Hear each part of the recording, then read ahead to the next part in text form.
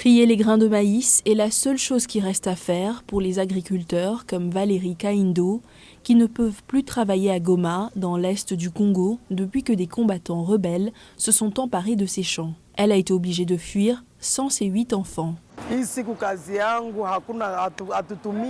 En ce moment, je n'ai rien à faire. Au village, le M23 a installé son camp dans mon champ. C'est dans mon champ de maïs qu'ils sont basés. Ils ont détruit mon champ.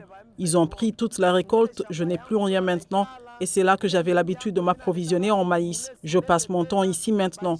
J'espère que Dieu et le président de la République feront rouvrir la route et que les rebelles quitteront mon champ. Je vais retourner immédiatement à la culture du maïs pour continuer à approvisionner cette usine.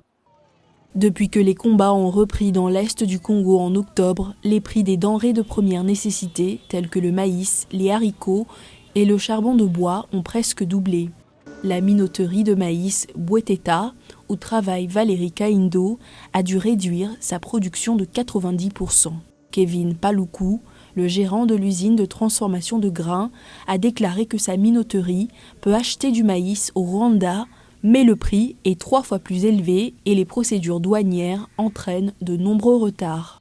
Nous avons arrêté les machines parce qu'il y a un problème d'approvisionnement de la matière première. Comme vous avez vu, il n'y a pas le fonctionnement comme d'habitude. Nous avons juste une petite quantité et bientôt ça va s'épuiser. Alors on a arrêté les machines parce que pour ne pas gaspiller les courants vu que la matière première n'est pas là. En attendant que la matière première arrive, on trouve bon d'arrêter le travail. Les retombées des problèmes de la chaîne d'approvisionnement se font sentir dans toute la ville de Goma, où les ménages dépendent de la farine de maïs pour préparer le plat local, l'ugali. Les habitants se plaignent du coût de la farine et disent qu'ils vont mourir de faim.